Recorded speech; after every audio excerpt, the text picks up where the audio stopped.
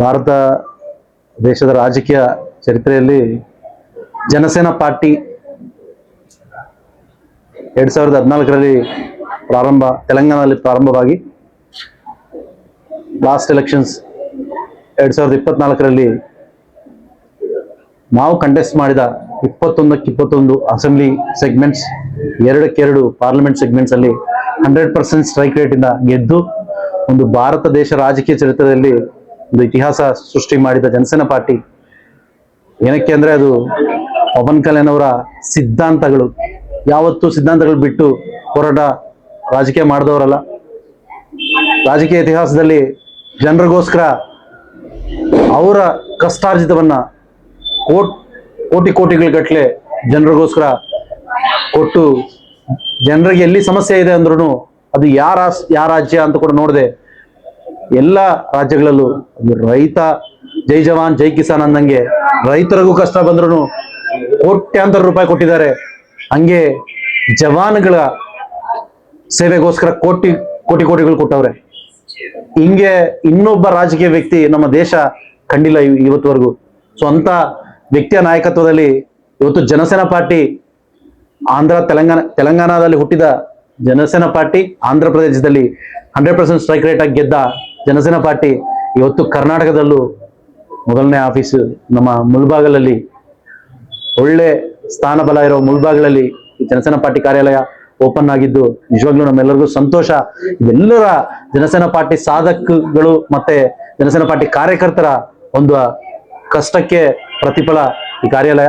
ಖಚಿತವಾಗ್ಲೂ ಈ ಕಾರ್ಯಾಲಯದಲ್ಲಿ ಜನರ ಕಷ್ಟ ಸುಖಗಳ ಬಗ್ಗೆ ಹೋರಾಟ ಮಾಡಕ್ಕೆ, ಎಲ್ಲ ಅವ್ರ ಸಮಸ್ಯೆಗಳ ಬಗ್ಗೆ ಒಂದು ಕೃಷಿ ಮಾಡಕ್ಕೆ ನಾವೆಲ್ಲರೂ ನಮ್ಮ ನಾಯಕರೆಲ್ಲರೂ ಕೂಡ ಇವತ್ತಿಂದ ನಮ್ಮ ಆಫೀಸ್ ಎಲ್ರಿಗೂ ಓಪನ್ ಅಲ್ಲಿ ಇರುತ್ತೆ. ಯಾರಿಗಾದ್ರೂ ಪ್ರಾಬ್ಲಮ್ ಇದ್ರು ನಮ್ಮ ಆಫೀಸ್ ಬಾಗಿಲ ಓಪನ್ ಆಗಿರುತ್ತೆ. ಸೊ ಎಲ್ಲರೂ ನಮ್ಮ ಜನಸೇನಾ ಪಾರ್ಟಿಯನ್ನ ಆಶೀರ್ವಾದ ಮಾಡಿ, ಪವನ್ ಕಲ್ಯಾಣ್ ನಾಯಕತ್ವವನ್ನ ಆಶೀರ್ವಾದ ಮಾಡಿ. ಜನಸೇನಾ ಪಾರ್ಟಿ ಒಂದು ರಾಜ್ಯದಲ್ಲ, ಜನಸೇನಾ ಪಾರ್ಟಿ ಭಾರತ ದೇಶದ ಪಾರ್ಟಿ.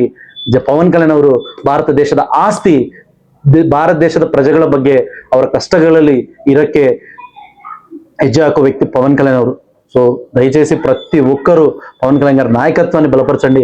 కర్ణాటక రాష్ట్రంలో ఉన్న ప్రతి ఒక్క ప్రజలు, ప్రతి ఒక్క మనిషి కష్టం కోసం జనసేన పార్టీ కష్టపడుతుంది. జనసేన పార్టీ కర్ణాటక అభివృద్ధి కోసం, కర్ణాటక ನಡೆ ನುಡಿ, ಕರ್ನಾಟಕ ಭಾಷೆ ಬಗ್ಗೆ, ಕರ್ನಾಟಕ ಸೆಂಟಿಮೆಂಟ್ಸ್ ಪ್ರತಿಯೊಂದರ ಬಗ್ಗೆ ಕರ್ನಾಟಕದ ನಮ್ಮ ಜನಸೇನಾ ಪಾರ್ಟಿ ನಾಯಕರೆಲ್ಲರೂ, ಕರ್ನಾಟಕ ಜನಸೇನಾ ಪಾರ್ಟಿ ನಾಯಕರೆಲ್ಲರೂ ಕೂಡ ಕಷ್ಟಪಡ್ತಾರೆ. ಕರ್ನಾಟಕ ಅಭಿವೃದ್ಧಿಗೋಸ್ಕರ ನಮ್ಮ ಜನಸೇನಾ ಪಾರ್ಟಿ ಯಾವಾಗಲೂ ಪ್ರತಿನಿತ್ಯ ಜನರಿಗೆ ಒಂದು ಅವೈಲಬಿಲಿಟಿಯಲ್ಲಿದ್ದು ಪ್ರತಿಯೊಬ್ಬರು ಕಷ್ಟಪಡ್ತಾರಂತೆ. ಈ ಎಲ್ರಿಗೂ ಕರ್ನಾಟಕ ಎಲ್ರಿಗೂ ಆಶೀರ್ವಾದ ಪವನ್ ಕಲ್ಯಾಣ್ ಅವ್ರ ಮೇಲೆ, ಜನಸೇನಾ ಪಾರ್ಟಿ ಮೇಲೆ ಇರಬೇಕಂದು ಎಲ್ಲರನ್ನೂ ಕೈ ಜೋಡಿಸಿ ಪ್ರಾರ್ಥನೆ ಮಾಡ್ತಾ ಇದ್ದೀನಿ. ಜೈ ಜನಸೇನಾ, ಜೈ ಹಿಂದ್. ಎವ್ರಿ ಅಸೆಂಬ್ಲಿ ಸೆಗ್ಮೆಂಟಲ್ಲೂ, ಎವ್ರಿ ಪಾರ್ಲಿಮೆಂಟ್ ಸೆಗ್ಮೆಂಟಲ್ಲೂ ಪಾರ್ಟಿ ಆಫೀಸ್ಗಳು ಓಪನ್ ಮಾಡಿಕೊಂಡು ಮೆಂಬರ್ಶಿಪ್ ಕೂಡ ಸ್ಟಾರ್ಟ್ ಆಗಿದೆ. ನಾವು ಅಷ್ಟು ಪಬ್ಲಿಸಿಟಿ ಕೊಡದೇ ಇದ್ರೂ ಜಾಸ್ತಿ ಜನ ಅವರ ಸ್ವಇಚ್ಛೆಯಿಂದ 500 ರೂಪೀಸ್ 400 ರೂಪೀಸ್ ಪೇ ಮಾಡಿ ಜನಸೇನಾ ಪಾರ್ಟಿ ಮೆಂಬರ್ಶಿಪ್ ತಗೊಂಡಿದ್ದಾರೆ. ಇವ್ರು ಹಿಂಗೆ ಜನರ ಆಶೀರ್ವಾದ ಮೇಲೆ ಖಚಿತವಾಗ್ಲೂ ಮುಂಬರುವ ಎಲೆಕ್ಷನ್ಸ್ ಅಲ್ಲಿ ಕಂಟೆಸ್ಟ್ ಮಾಡ್ತಾರೆ. ಅಸೆಂಬ್ಲಿ ನಮ್ಮ ವಿಧಾನಸೌಧಕ್ಕೆ ನಿಮ್ಮೆಲ್ಲರ ಆಶೀರ್ವಾದದ ಮೇಲೆ ನಮ್ಮ ಜನಸೇನಾ ಪಾರ್ಟಿಯಿಂದ MLAಗಳು, అలాగే ಪಾರ್ಲಿಮೆಂಟ್ಗೆ ಕರ್ನಾಟಕದಿಂದ MP ಕೂಡ ಹೋಗ್ಬೇಕಂತ ನೀವೆಲ್ಲರೂ ಕೂಡ ಆಶೀರ್ವಾದ ಮಾಡಿ. ಖಚಿತವಾಗಿ ನಿಮ್ಮ ಆಶೀರ್ವಾದ ಇದ್ರೆ ಎಲ್ಲ ಎಲೆಕ್ಷನ್ಸ್ ಅಲ್ಲೂ ಪಾರ್ಟಿಸಿಪೇಟ್ ಮಾಡ್ತಾರೆ. ಯಾಕಂದ್ರೆ ನಾಯಕರ ಅಭಿಪ್ರಾಯ ತಗೊಳ್ಳೋದು, ನಾಯಕರ ಮೇಲೆ ಡಿಸಿಷನ್ ತಗೊಳ್ಳೋದು ಬೇರೆ. ನಮ್ಮ ಜನಸೇನಾ ಪಾರ್ಟಿ ಜನರ ಅಭಿಪ್ರಾಯ ಮೇಲೆ, ಜನರ ಸೇನೆ ಇದು. ಸೊ ಜನರು ಅನ್ಕೊಂಡ್ರೆ ಏದಾದ್ರೂ ಆಗುತ್ತೆ. ಸೊ ನಿಮ್ಮೆಲ್ಲರ ಆಶೀರ್ವಾದ ಇರಬೇಕಂತ ಮತ್ತೊಂದ್ಸರಿ ಕೇಳ್ತೇವೆ. ಕರ್ನಾಟಕದ ಸಂಸ್ಕೃತಿ ಇಡೀ ದೇಶಕ್ಕೆ ಗೊತ್ತು, ವಿಶ್ವಕ್ಕೆ ಗೊತ್ತು. ಇಲ್ಲಿಗೆ ಯಾರೇ ಭಾಷೆ ಧರ್ಮ ಅಂದಿದ್ದಾರೆ, ಯಾರೇ ಬಂದ್ರು ಕೂಡ ಕೈ ಹಿಡಿದ ಮೇಲಂತ ಸಂಸ್ಕೃತಿ ಕರ್ನಾಟಕದ್ದು. ಇವತ್ತು ಆಂಧ್ರ ತೆಲಂಗಾಣದಲ್ಲಿ ಹುಟ್ಟಿರುವಂತಹ ಜನಸೇನಾ ಪಕ್ಷ ಇವತ್ತು ಕರ್ನಾಟಕದಲ್ಲಿ ಕೂಡ ಅಭಿಮಾನಿಗಳು ಬೆಳೆಸಿಕೊಂಡು ಇವತ್ತು ಕಚೇರಿಯನ್ನ ಪ್ರಾರಂಭ ಮಾಡಿದ್ದಾರೆ. ತಾವು ಕಾರ್ಯಕ್ರಮಕ್ಕೆ ಬಂದಿದ್ದಾರೆ. ಕರ್ನಾಟಕದಲ್ಲಿ ಇರುವಂತಹ ಸಮಸ್ಯೆಗಳ ಬಗ್ಗೆ, ಕರ್ನಾಟಕದಲ್ಲಿ ಜನಸೇನಾ ಪಕ್ಷ ಬಲಗೊಳ್ಳಬೇಕಾದ್ರೆ ನಿಮ್ಮ ಒಂದು ಏನು ಪವನ್ ಕಲ್ಯಾಣ್ ಅವರು ಇದ್ದಾರೆ, ಅವರು ಸಂಪೂರ್ಣವಾಗಿ ಕೈ ಹಿಡಿತಾರ? 100% ಕೈ ಹಿಡಿತಾರೆ. ಇವಾಗ ನೋಡುತ್ತಾ ಇದ್ರೆ ನೀವು ಆಂಧ್ರದಲ್ಲಿ, ಅಂದ್ರೆ ನಿಮ್ ಕೂಡ ಸ್ವಲ್ಪ ಖಚಿತವಾಗ್ಲೂ ಇನ್ಫಾರ್ಮೇಶನ್ ಇರುತ್ತೆ. ಆಂಧ್ರದಲ್ಲಿ ಏನ್ ನಡೀತಾ ಇದೆ ಅಂತ ಇನ್ಫಾರ್ಮೇಶನ್ ಇರುತ್ತೆ. ಇವತ್ತು 24 ಸ್ಥಾನದಲ್ಲಿತ್ತು ಪವನ್ ಕಲ್ಯಾಣ್ ಅವರು ಪಂಚಾಯತ್ ರಾಜ್, ಆಂಧ್ರ ಪ್ರದೇಶ ಪಂಚಾಯತ್ ರಾಜ್ ತಗೊಂಡಾಗ. ಇವಾಗ ನಂಬರ್ 1 ಪೊಸಿಷನ್ ಅಲ್ಲಿ ಇದೆ. ಸ್ವಾತಂತ್ರ್ಯ ಬಂದು 75 ವರ್ಷ ಆದ್ರೂ ಇವತ್ತಿಗೂ ರೋಡ್ ನೀರ್ ಇಲ್ಲದೆ ಇರೋ ಎಷ್ಟೋ ಹಳ್ಳಿಗಳಿಗೆ ಪವನ್ ಕಲ್ಯಾಣ್ ಅವರು ನೀರು ಕೊಡ್ತಾ ಇದಾರೆ. ಒಂದು ಸ್ವಲ್ಪ ಏರಿಯಾಗಳು ಮನ್ಯಂ ಅಂತ ನಕ್ಸಲಿಸಮ್ ಇರೋ ಏರಿಯಾಸ್ಗೆ ಪೊಲಿಟಿಷಿಯನ್ಸ್ ಹೋಗೋಕೆ ಕೂಡ ಭಯ ಪಡ್ತಾ ಇದ್ರು. ಇವಾಗ ಪವನ್ ಕಲ್ಯಾಣ್ ಅವರು ಅಂತ ಏರಿಯಾಗಳಿಗೆ ಯಾರಾದ್ರೂ ಪ್ರೆಗ್ನೆಂಟ್ ಇದ್ರು ಡೋಲಿಗಳಲ್ಲಿ ಪ್ರೆಗ್ನೆಂಟ್ಸ್ನ ಎತ್ಕೊಂಡು ಹೋಗೋಕೆ, ಹೆಂಗಂದ್ರೆ ಆಂಬುಲೆನ್ಸ್ ಕೂಡ ಬರೋ ಪ್ಲೇಸ್ ಇಲ್ಲ, ರೋಡ್ ಇಲ್ಲ. ಸೊ ಅಂತ ಪ್ಲೇಸಸ್ಗೆ ಸ್ವತಂತ್ರ ಬಂದಾಗಿಂದ ರೋಡ್ ಇಲ್ಲದೆ ಇರೋ ಊರುಗಳಿಗೆ ರೋಡ್ ಬರ್ತಾ ಇದೆ, ನೀರು ಇಲ್ಲದೆ ಇರೋ ಊರುಗಳಿಗೆ ನೀರು ಬರ್ತಾ ಇದೆ, ಕರೆಂಟ್ ಇಲ್ಲದೆ ಇರೋ ಊರುಗಳಿಗೆ ಕರೆಂಟ್ ಬರ್ತಾ ಇದೆ. ಎಷ್ಟು ಜನ ರಾಜಕೀಯ ನಾಯಕರು ಬಂದಿರ್ತಾರೆ, ಎಷ್ಟು ಜನ ಮುಖ್ಯಮಂತ್ರಿಗಳು ಬಂದಿರ್ತಾರೆ, ಎಷ್ಟು ಜನ ಮಂತ್ರಿಗಳು ಬಂದಿರ್ತಾರೆ. ಬಟ್ ಪವನ್ ಕಲ್ಯಾಣ್ ಅವರು ಬರೋವರೆಗೂ ಇದಾಗ್ಲಿಲ್ಲ ಅಂದ್ರೆ, ಪವನ್ ಕಲ್ಯಾಣ್ ಅವರು ಆಂಧ್ರದಲ್ಲಿ ಹೆಂಗ್ ಮಾಡಿದ್ರು, ಆಂಧ್ರನ ಎಷ್ಟು ಪವನ್ ಕಲ್ಯಾಣ್ ಪ್ರೀತಿಸ್ತಾರೋ ಕರ್ನಾಟಕನೂ ಹಂಗೆ ಅಷ್ಟೇ ಪ್ರೀತಿಸ್ತಾರೆ. ಕರ್ನಾಟಕ ಮೇಲೆ ಜಾಸ್ತಿ ಪ್ರೀತಿ ಇದೆ ಪವನ್ ಕಲ್ಯಾಣ್ ಅವರಿಗೆ. ಖಚಿತವಾಗ್ಲೂ ಕರ್ನಾಟಕ ಜನರು ಪವನ್ ಕಲ್ಯಾಣ್ ಅವರು ಕೈ ಇಡ್ತಾರೆ. ಕರ್ನಾಟಕ ಜನರಿಗೋಸ್ಕರ ಪವನ್ ಕಲ್ಯಾಣ್ ಅವರು ಎಷ್ಟು ಬೇಕಾದ್ರೂ ದುಡಿಮೆ ಮಾಡ್ತಾರೆ. ಮೈಫೋರ್ಸ್ ಮಹೇಶ್ ಅವರು ಒಬ್ಬ ಸಾಮಾನ್ಯ ವ್ಯಕ್ತಿಗಳಲ್ಲಿ ಸಾಮಾನ್ಯರಾಗಿ ಇವತ್ತು ಆಂಧ್ರ, ತೆಲಂಗಾಣ, ದಕ್ಷಿಣ ಭಾರತದ ಬಹುತೇಕ ರಾಜ್ಯಗಳಲ್ಲಿ ಗುರುತಿಸಿಕೊಳ್ಳೋ ಮಟ್ಟಕ್ಕೆ ಬಂದಿದೆ. ಇದರಿಂದ ಏನ್ ಶಕ್ತಿ ಆಗಿದೆ? ಪವನ್ ಕಲ್ಯಾಣ್ ಪವರ್ ಹೌದು. ಮೈಫೋರ್ಸ್ ಮಹೇಶ್ ಅಂದ್ರೆ ಮೈಫೋರ್ಸ್ ಮಹೇಶ್ ಅಲ್ಲ, ಪವನ್ ಕಲ್ಯಾಣ್ ಅವರು. ನಾನ್ ಜೈ ಪವನ್ ಕಲ್ಯಾಣ್ ಜೈ ಜನಸೇನೆ ಅಂತೀನಿ, ಆದ್ರಿಂದ ಮೈಫೋರ್ಸ್ ಮಹೇಶ್ ಅನ್ನೋ ಸ್ಟೇಜರು ಇದು ಕೊಟ್ಟಿದ್ದಾರೆ. ನೀವು ಹೇಳ್ದಂಗೆ ಸಾಮಾನ್ಯರು ಇವಾಗ ಕೂಡ ಪವನ್ ಕಲ್ಯಾಣ್ ಅವ್ರ ಟಾರ್ಗೆಟ್ ಅದೇ.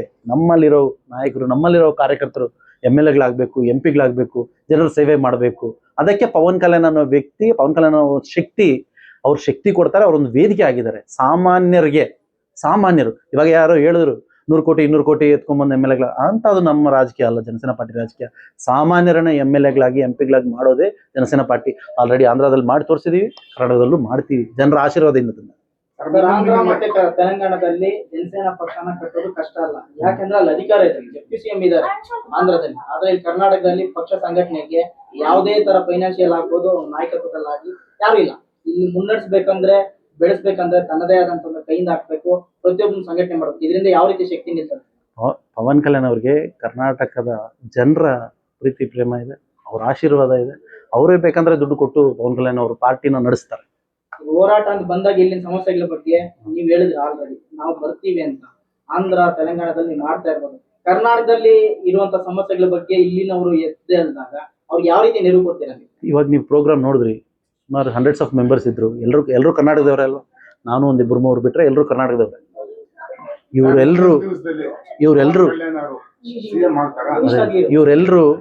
ಇವರೆಲ್ಲರೂ ಒಂದೊಂದು ವೆಪನ್ ಆಗಿ ಆ ಊರುಗಳಲ್ಲಿ ಜನರಿಗಿರೋ ಸಮಸ್ಯೆಗಳ ಬಗ್ಗೆ ಹೋರಾಟ ಮಾಡಿ ಜನರ ಸಮಸ್ಯೆ ತೀರಿಸ್ತಾರೆ.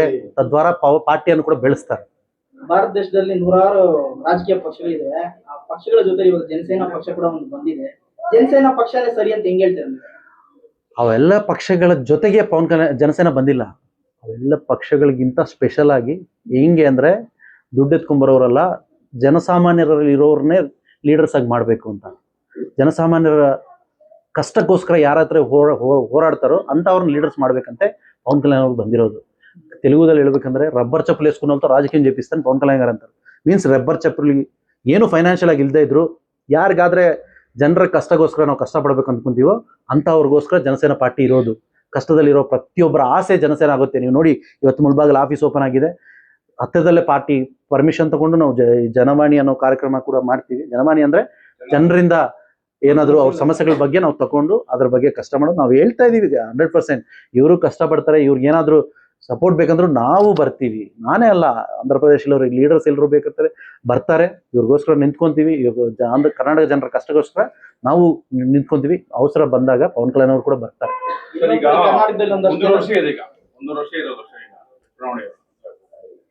ಈಗ ಗಡಿ ಭಾಗದಲ್ಲಿ ಯಾವ ಭಾಗದಲ್ಲಿ ನಿಮ್ಮ ಪಕ್ಷದ ಒಂದು ಜನಸೇನಾ ಪಾರ್ಟಿ ಗಡಿ ಭಾಗಕ್ಕೆ ಮಾತ್ರ ಸೀಮಿತ ಅಲ್ಲ. ಕನ್ನಡ ಅಸಲು ತೆಲುಗು ಬರ್ದೇ ಇರೋರು ಕೂಡ ಜನಸೇನಾ ಪಾರ್ಟಿ ಪಕ್ಷದಲ್ಲಿ ಆಕ್ಟಿವ್ ಆಗಿ ಕೆಲಸ ಮಾಡ್ತಾ ಇದ್ದಾರೆ. ಜಾಸ್ತಿ ಜನ ತೆಲುಗು ಕೂಡ ಬರಲ್ಲ, ಬಟ್ ಕನ್ನಡ ಜನಸೇನಾ ಪಕ್ಷದಲ್ಲಿ ಮಾತಾಡ್ತಾ ಇದ್ದಾರೆ. ಇಲ್ಲಿ ಪವನ್ ಕಲ್ಯಾಣ್ ಅವ್ರಿಗೆ ಕನೆಕ್ಟ್ ಆಗಿರೋದು ಒಂದು ಭಾಷೆನೋ ಒಂದು ಪ್ರಾಂತನೋ ಅಲ್ಲ.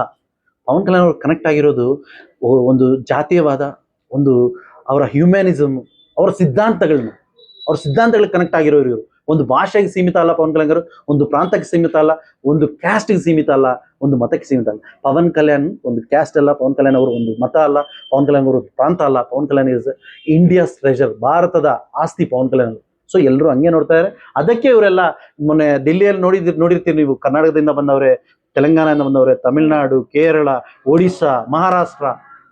ಸೊ ಮಹಾರಾಷ್ಟ್ರದಲ್ಲಿ ಲಾಸ್ಟ್ ಎಲೆಕ್ಷನ್ಸ್ ಅಲ್ಲಿ ನೀವು ನೋಡಿದ್ರೆ ಅಷ್ಟು ಆವತ್ತುವರೆಗೂ ಯಾವ ನಾಯಕರಿಗೂ ಬಂದ ಒಂದು ಉದ್ಧೃತ ಜನರು ಸಮೂಹ ನೋಡಿದ್ವಿ ನಾವು. So Pavan Kalyan is an Indian treasure for sure. So Pavan Kalyan ನಿಮ್ಮ ಪಕ್ಕ ಕನೆಕ್ಟ್ ಎಷ್ಟು 100%. ಟೋಟಲ್ 100%. ಕರ್ನಾಟಕ ಜನತೆಗೆ ಒಂದು ಸಂದೇಹ ಇದೆ. ಆಂಧ್ರ ಮತ್ತೆ ತೆಲಂಗಾಣದಲ್ಲಿ ಏನು ಪವನ್ ಕಲ್ಯಾಣ್ ಅವರು ಭರವಸೆ ಕೊಟ್ಟಿದ್ದಾರೆ ಮೆಂಬರ್ಶಿಪ್ಗೆ 5 ಲಕ್ಷ ಏನ್ ಇನ್ಶೂರೆನ್ಸ್ ಕ್ಲೈಮ್ ಇದೆ. ಕರ್ನಾಟಕದಲ್ಲಿ ನಾವು ಮೆಂಬರ್ಶಿಪ್ ಮಾಡಿದ್ರೆ ನಮ್ಗೆ ಕ್ಲೈಮ್ ಆಗುತ್ತಾ, ನಾವು ಬೆಳೆಸ್ಕೊಂಡ್ರೆ ನಾವು ಮೆಂಬರ್ಶಿಪ್ ಆದ್ರೆ ನಮ್ಗೆ ಡೌಟ್ ಇದೆ. Thank you, ಅದು thank you. ನೇತೃತ್ವ ಯಾರು ವಹಿಸ್ತಾರೆ, ಅದು ಜವಾಬ್ದಾರಿ ಯಾರು ಅನ್ನೋದು Thank you, thank ಅದ್ರಿಗೆ you. ಏನ್ ಉತ್ತರ ಬರ್ತದೆ? ಇದು ಇವಾಗ ಮಾಡ್ತಾ ಇರೋ ಮೆಂಬರ್ಶಿಪ್ ಆಂಧ್ರ ಮೆಂಬರ್ಶಿಪ್ ಅಲ್ಲ, Jana Sena party Karnataka membership. Please ಇವರು ಬಂದು ಕರ್ನಾಟಕ ಮೆಂಬರ್ಶಿಪ್ ಮಾಡ್ತಾ ಇರೋದು. ಸೊ ಪರ್ಫೆಕ್ಟ್ ಆಗಿ ಆಲ್ರೆಡಿ ಕರ್ನಾಟಕ ಪಾರ್ಟಿ ಇವರೆಲ್ಲರೂ ಜನಸೇನಾ ಸಾಧಕಾಗಿ ಮಾಡಿದ್ದಾರೆ. ಒಬ್ಬೊಬ್ರು 200 ಜನ 300 ಜನಕ್ಕೆ ಮೆಂಬರ್ಶಿಪ್ ಮಾಡಿಸಿದ್ದಾರೆ. ಸೊ ಆಂಧ್ರದಲ್ಲಿ ಹೆಂಗಾದ್ರೆ ಫೆಸಿಲಿಟೀಸ್ ಬರ್ತಾ ಇತ್ತು, ಕರ್ನಾಟಕದಲ್ಲಿ ಹಂಗೆ ಫೆಸಿಲಿಟೀಸ್ ಬರುತ್ತೆ. ಇದು ಪೂರ್ತಿಯಾಗಿ ಕರ್ನಾಟಕ ಘಟಕದ ಜನಸೇನಾ ಪಾರ್ಟಿ ಆಗಿ ಇವರೆಲ್ಲ ಕೆಲಸ ಮಾಡ್ತಾ ಇದ್ದಾರೆ. ಕರ್ನಾಟಕ ಜನಸೇನಾ ಮೆಂಬರ್ಶಿಪ್ ತಗೊಂಡಿದ್ದಾರೆ. ಸೊ ಅದಕ್ಕೆ ಏನು ಪ್ರಾಬ್ಲಮ್ ಇರಲ್ಲ. ನಮ್ಗೆ ಆಂಧ್ರದಲ್ಲಿ ಹೆಂಗ್ ಸಿಗುತ್ತೋ, ತೆಲಂಗಾಣದಲ್ಲಿ ಹೆಂಗ್ ಸಿಗುತ್ತೋ, ಕರ್ನಾಟಕದಲ್ಲೂ ಹಂಗೆ ಸಿಗುತ್ತೆ. ನೇತೃತ್ವ ಯಾರು ವಹಿಸ್ತಾರೆ? ಸಾಧಕಗಳಿದಾರಲ್ವಾ, ಇವಾಗ ಸುಷ್ಮಾ ಅವರು ಸಾಧಕಾಗಿ ಮಾಡಿದ್ದಾರೆ. ಆಂಧ್ರದಲ್ಲಿ ನಾಯಕತ್ವ ಅವರು ಅದೇ ಹೇಳ್ತಾ ಇರೋದು. ಕರ್ನಾಟಕದಲ್ಲಿ ಮುಂದಿನ ದಿನಗಳಲ್ಲಿ ಯಾಕಂದ್ರೆ ಅದು ಜನರು ಡಿಸೈಡ್ ಮಾಡಬೇಕು, ಪವನ್ ಕಲ್ಯಾಣ್ ಅವರು ಡಿಸೈಡ್ ಮಾಡಬೇಕು. Just we are budding. ಇವಾಗ ಸ್ಟಾರ್ಟ್ ಆಗಿದೀವಿ, ಮೆಂಬರ್ಶಿಪ್ ಸ್ಟಾರ್ಟ್ ಆಗಿದೆ. ಇವಾಗ ಸಾಧಕಗಳಾಗಿ ಸುಷ್ಮಾ ಅವರಾಗ್ಲಿ, ಮುರಳಿ ಅವರು MPS ಆಗಲಿ, ಇವರೆಲ್ಲೂ ಆದರ್ಶ ಆಗ್ಲಿ, ಇವರೆಲ್ಲೂ ಸಾಧಕಾಗಿ ಮಾಡಿದ್ದಾರೆ. ಇನ್ನು ಇವರಲ್ಲೇ ಜನರಿಂದ ನಾವ್ ಹೇಳಿದ್ವಲ್ಲ, ಸಾಮಾನ್ಯರಿಂದಾನೇ ನಾಯಕರನ್ನ ಮಾಡೋದು ಪವನ್ ಕಲ್ಯಾಣ್ ಅವರ ಅಭಿಮತ ಅಂತ ಹೇಳ್ಬಿಟ್ಟು, ಅದರ ಬಗ್ಗೆ ಎಲ್ಲ ಯಾರಾದ್ರೆ ಕಷ್ಟಪಡ್ತಾರೋ ಅವ್ರನ್ನ ನಮ್ಮಲ್ಲೇ, ನಮ್ಮ ಜನರಲ್ಲೇ, ನಮ್ಮ ಸಾಮಾನ್ಯರಲ್ಲೇ ಒಳ್ಳೆ ನಾಯಕತ್ವ ಕೊಡ್ತಾರೆ. ಫೈನಲ್ ಆಗಿ ಜನಸೇನಾ ಅಂದ್ರೆ ಕರ್ನಾಟಕ ಜನತೆಗೆ ಏನ್ ಮೆಸೇಜ್ ಕೊಡ್ತೀವಿ? ಜನಸೇನಾ ಅಂದ್ರೆ ಕರ್ನಾಟಕದಲ್ಲಿ ಇರೋ ಜನರಿಗೆ ಯಾರು ಕಷ್ಟ ಬಂದ್ರು ಫಸ್ಟ್ ಅವ್ರಿಗೆ ಜ್ಞಾಪಕ ಬರ್ಬೇಕಾದ್ರೆ ಜನಸೇನಾ. ಅದೇ ನಮ್ಮ ಟಾರ್ಗೆಟ್. ಅದ್ರಿಗೆ ಕೆಲಸ ಮಾಡ್ತೀವಿ. ನೀವು ಮಾತಾಡಿಕ ಈಗ ಯಾವ ತರ ಇದು ಮಾಡ್ತೀರಾ ಪಾಪ, ಬಲಪಡಿಸ್ತೀರಾ ಸಂಘಟನೆ ಚಿಕ್ಕಬಳ್ಳಾಪುರ, ಕೋಲಾರ, ಯಾವ ತರ ನೀವು ಇದು ಸಂಘಟನೆ ಅಲ್ಲ, ಪಕ್ಷ ಆಲ್ರೆಡಿ ಚಿಕ್ಕಬಳ್ಳಾಪುರದಲ್ಲೂ ಆಫೀಸ್ ಆಗಿದೆ. ಅಲ್ಲೂ ಪಕ್ಷದ ಕಚೇರಿಗಳನ್ನ ಮಾಡೋದಕ್ಕೆ ಆಲ್ರೆಡಿ ಮಾತಾಡ್ತಾ ಇದೀವಿ, ನಡೀತಾ ಇದೆ. ಎಲ್ಲೇ ಏನೇ ಸಮಸ್ಯೆ ಆದ್ರೂ ತಾಲೂಕು ಜಿಲ್ಲೆ ಅಂತ ಬೇರೆ ಮಾಡ್ದಿರ ಎಲ್ಲ ಜನಸೇನಾನಿಗಳು ಒಂದೇ, ಎಲ್ಲರೂ ಸೇರಿ ಹೋರಾಟ ಮಾಡುವಂತದ್ದಾಗ್ಬೋದು, ಕೆಲಸ ಮಾಡುವಂತದ್ದಾಗ್ಬೋದು ತೋರಿಸ್ಕೊಡ್ತೀವಿ. ಜನಸೇನಾನಿಗಳು ಅಂದ್ರೆ ಒಂದು ಕುಟುಂಬ, ಜನಸೇನಾ ಪಕ್ಷ ಅಂದ್ರೆ ಒಂದು ಕುಟುಂಬ ಅನ್ನೋದನ್ನ ಬಹಳ ಮಾದರಿಯಾಗಿ ನಾವು ಖಂಡಿತ ತೋರಿಸ್ತೀವಿ. ಮುಂದಿನ ದಿನಗಳಲ್ಲಿ ಮಾತು ಹೇಳೋದಕ್ಕಿಂತ ಕೆಲಸ ಮಾಡಿ ತೋರಿಸ್ತೀವಿ. ಇಲ್ಲಿ ಏನಾಗ್ಬಿಟ್ಟಿದೆ ಅಂದ್ರೆ ಮುಳುಬಾಲ್ ಅಂದ್ರೆ ಸಮ್ಮಿಶ್ರ ಮೈತ್ರಿ ಸರ್ಕಾರ ಅಭ್ಯರ್ಥಿಗಳು ಇಲ್ಲಿ ಯಾವ ತರ ಇದು ಮಾಡ್ತಾರೆ? ಪವನ್ ಕಲ್ಯಾಣ್ ಎಲ್ಲ ಕಡೆ ಇದಾರೆ, ಮೈತ್ರಿ ಎಲ್ಲ ಕಡೆ ಇದೆ ಇವಾಗ. ಜೆಡಿಎಸ್ ಬಿಜೆಪಿ ಎಲ್ಲಾ ಕಡೆ ಇದೆ. NDA ಅಂದ್ರೆ ಕಾಂಗ್ರೆಸ್ ಪಡೋದು ನಮ್ಮ ಅಲ್ಲ, ಕಾಂಗ್ರೆಸ್ ಅವ್ರ ಪ್ರಶ್ನೆಗೆ ಅವರು ಜನರನ್ನ ಕಷ್ಟಗಳನ್ನ ಸ್ಪಂದಿಸುತ್ತೆ ಅನ್ನೋ ಭರವಸೆ ಹೆಂಗ್ ಬಂತು ನಿಮ್ಗೆ? ಖಂಡಿತ ಬರುತ್ತೆ, ಯಾಕೆ ಬರೋದಿಲ್ಲ? ಇವಾಗ ಅಲ್ಲಿ ನಾವು ಸುಮಾರು ವರ್ಷಗಳಿಂದ ಜನಸೇನಾ ಪಾರ್ಟಿನ ನೋಡ್ಕೊಂಡು ಬಂದಿರುವಂತದ್ದು. ನಾವೇನು ಪವನ್ ಕಲ್ಯಾಣ್ ಅವ್ರಿಗೆ ಅಭಿಮಾನಿಗಳಲ್ಲ, ಅವರ ಏನು ಸಿದ್ಧಾಂತಗಳನ್ನ ನೋಡಿ ಇಷ್ಟ ಬಿದ್ದು ನಾವು ನಮ್ ಕಡೆನೂ ಇಂತ ಒಂದು ಪಕ್ಷ ಬರ್ಬೇಕು, ಬಡವರಿಗಾಗಿ ಪಕ್ಷ ಯಾವ್ದಾದ್ರು ಇದೆ ಅಂದ್ರೆ ಜನಸೇನಾ ಅಂತ ನಮ್ ಮನ್ಸಿಗೆ ಬಂತು. ಯಾಕಂದ್ರೆ ಇವಾಗ ನಮ್ಮಲ್ಲಿ ರೈತರು ನೀರಿಲ್ದೆ ಎಷ್ಟು ಕಷ್ಟ ಪಡ್ತಾ ಇದ್ದಾರೆ. ಇವಾಗ ರೈತರ ಸತ್ರ ಎಷ್ಟು ಮಾತ್ರ ಯಾರು ಬಂದು ನಿಂತ್ಕೋತಾ ಇದ್ದಾರೆ ಇವತ್ತು. ಅದೇ ಪವನ್ ಕಲ್ಯಾಣ್ ಅವರು ಸೋತೋದಾಗ್ಲೂ ಸಹಿತ ಅಲ್ಲಿ ಕವಲು ರೈತರು ಕಷ್ಟದಲ್ಲಿದ್ದಾರೆ ಅಂತ ಹೇಳಿ ಅವರ ಸ್ವಂತ ದುಡ್ಡಲ್ಲಿ ಲಕ್ಷಾಂತರ ಜನಕ್ಕೆ ಒಂದು ಮನೆಗೆ ಒಂದು 3,000 ಕುಟುಂಬಗಳಿಗೆ ಒಂದೊಂದು ಕುಟುಂಬಕ್ಕೆ 1 ಲಕ್ಷ ರೂಪಾಯಿ ಸ್ವಂತ ದುಡ್ಡಲ್ಲಿ ಕೊಟ್ಟು ಅವ್ರು ಬೆನ್ನೆಲುಬಾಗಿ ನಿಂತ್ಕೊಂಡು ಇವತ್ತು ಅವರು ಪ್ರತಿ ಕಡೆ ಮಾತಾಡೋದನ್ನು ಬಡವರ ಪರವಾಗಿ, ಎಲ್ಲಿ ಅನ್ಯಾಯ ಆಗಿದ್ರು ಮಾತಾಡ್ತಾರೆ. ಎಲ್ಲೋ ಇದ್ದಂತಹ ಜನರಿಗೂ ಸಹಿತ ಅವ್ರ ಕಷ್ಟ ಅಂತ ಅವ್ರಿಗೆ ಗೊತ್ತಾಗಿದ ತಕ್ಷಣ ಹೋಗಿ ಸ್ಪಂದಿಸ್ತಾರೆ. ಅವ್ರ ಮನೆ ಬಾಗಿಲಿಗೆ ಹೋಗ್ತಾರೆ ಅಂತಂದ್ರೆ ಅವರ ವ್ಯಕ್ತಿತ್ವದ ಬಗ್ಗೆ ಮಾತಾಡಕ್ಕೆ ಆಗಲ್ಲ, ಏನು ಹೇಳಕ್ ಆಗಲ್ಲ. ನಾವು ಅಂತ ದೊಡ್ಡ ವ್ಯಕ್ತಿತ್ವ ಅವರದು. ನಮಗೂ ಅನ್ನಿಸ್ತು. ಯಾಕೆ ಅನ್ನಿಸ್ತಂದ್ರೆ ನಾವು ಕಳೆದ 25 ವರ್ಷದಿಂದ ಬರೀ ನೀರಿಗಾಗಿ, ನಮ್ಮ ಮೂಲಭೂತ ಸೌಕರ್ಯಕ್ಕಾಗಿ ಹೋರಾಟಗಳನ್ನ ಮಾಡ್ಕೊಂಡು ಬಂದಿರುವಂತವ್ರು ನಾವು. 165 ದಿನ 170 ದಿನ ಬೀದಿಗಳಲ್ಲಿ ನಿಂತ್ಕೊಂಡು ಅನಿರ್ದಿಷ್ಟಾವಧಿ ಧರಣಿಗಳು ಮಾಡಿರೋರು, ಪೊಲೀಸರ ಹತ್ರ ಏಟುಗಳು ತಿಂದಿರೋರು, 8-10 ಕೇಸ್ಗಳು ಹಾಕ್ಸ್ಕೊಂಡಿದೀವಿ ನಾವೆಲ್ಲ.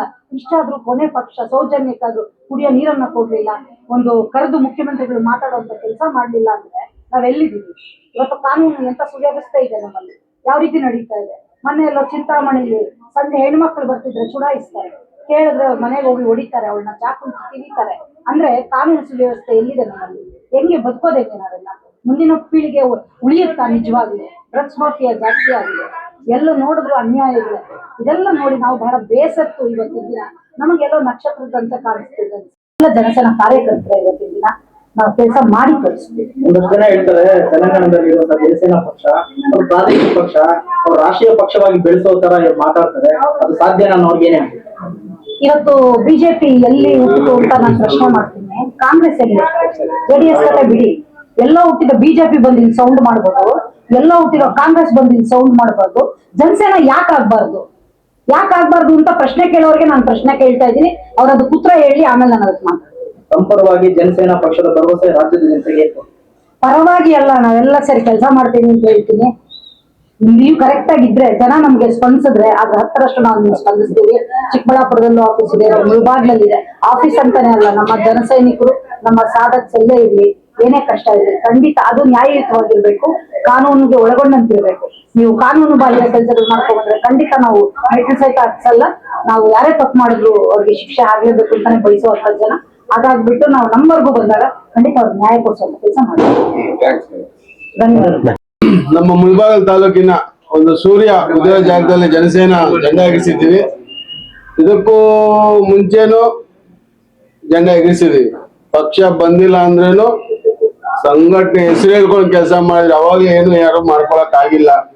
ಇವಾಗ ಪಕ್ಷ ಬಂದಿದೆ, ಇವಾಗ ಏನ್ ಬೇಕೋ ಮಾಡ್ಬೋದು, ನಾವೇನು ಮಾಡಲ್ಲ. ಯಾಕಂದ್ರೆ ಏನು ಕಾನೂನ ಬಾಬಾ ಸಾಹೇಬ್ ಅಂಬೇಡ್ಕರ್ ಒಂದು ಸಂವಿಧಾನದಲ್ಲಿ ಒಂದು ರೂಲ್ಸ್ ಇದೆ, ಆ ರೂಲ್ಸ್ ನ ಬ್ರೇಕಪ್ ಮಾಡಲ್ಲ.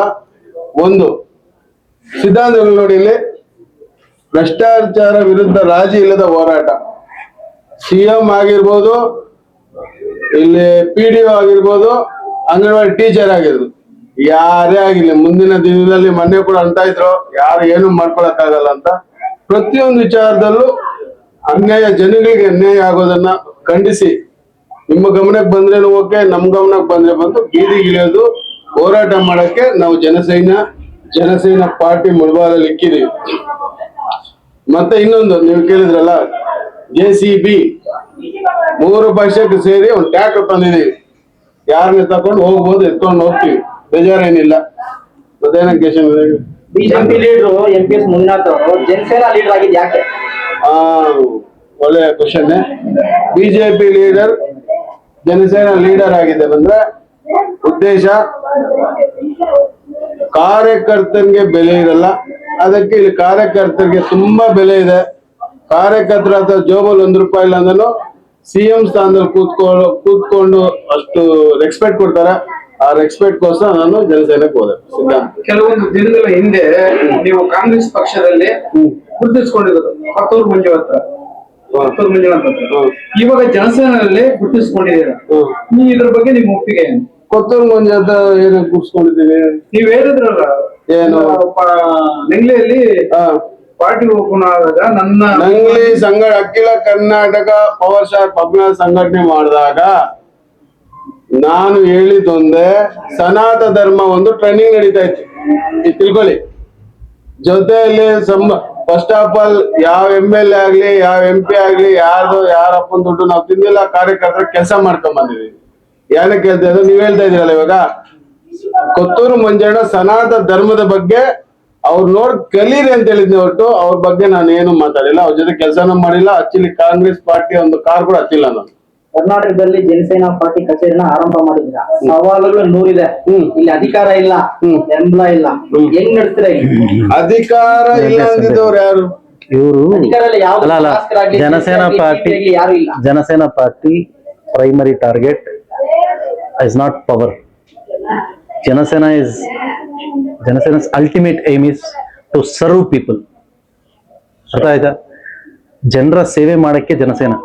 ಅಧಿಕಾರ ಅನ್ನೋದು ಅವ್ರ ಮೆಚ್ಚುಗೆ ಕೊಟ್ಟು ಅವ್ರಿಗೆ ಇಷ್ಟ ಆಗಿ ಅವ್ರು ಕೊಟ್ರೆ ತಗೊಂತೀವಿ ಹೊರತು ಅಧಿಕಾರ ಟಾರ್ಗೆಟ್ ಇಟ್ಕೊಂಡು ಏನೇನೋ ಗಿಮಿಕ್ಗಳು ಒಂದು ಸೇಮ್ ಪಾಲಿಟಿಕ್ಸ್ ಮಾಡಕ್ಕೆ ಜನಸೇನಾ ಅಲ್ಲ. ಜನಸೇನಾ ಇರೋದು ಜನರ ಸೇವೆ ಮಾಡಕ್ಕೆ, ಜನರನ್ನ ಎಜುಕೇಟ್ ಮಾಡಕ್ಕೆ, ಜನರನ್ನ ಅಭಿವೃದ್ಧಿ ಮಾಡಕ್ಕೆ. ನಮ್ಮ ಅಭಿವೃದ್ಧಿ ಸೆಕೆಂಡ್ರಿ. ಜನರು ಮೆಚ್ಕೊಂಡು ಅವ್ರ ನಮ್ಗೆ ಜನಸೇನಾ ಬೇಕು ಅಂದ್ರೆ ನಾವು ಬರ್ತೀವಿ. ಬಟ್ ಜನರ ಬಗ್ಗೆ ಸೇವೆ ಮಾಡೋದು, ಜನರ ಪರ ಹೋರಾಟ ಮಾಡೋದು ಮಾತ್ರ ನಮ್ ಕೆಲಸ ಅಷ್ಟೇ. ಜನಸೇನಾ ಪಕ್ಷ ತನ್ನದೇ ಆದ ಒಂದು ಹಲವಾರು ತತ್ವಗಳನ್ನು ಅನ್ಕೊಂಡಿದೆ. ಯಾವ್ದು ನಿಮ್ಗೆ ತುಂಬಾ ಇಷ್ಟ ಆಗಿದೆ, ಯಾವ್ದ್ರ ಬಗ್ಗೆ ಹೆಚ್ಚಿನ ಕಾಳಜಿ ವಹಿಸ್ತೀವಿ? ಜನಸೇನಾ ಪಕ್ಷದ ತತ್ವ ಸಿದ್ಧಾಂತಗಳು ಮೆಚ್ಚಿ ಬಂದಿದ್ರಲ್ವಾ, ಯಾವ ತತ್ವ ತುಂಬಾ ಇಷ್ಟ ಆಗಿದೆ, ಯಾವ್ದ್ರ ಪರವಾಗಿ ಹೆಚ್ಚಿನ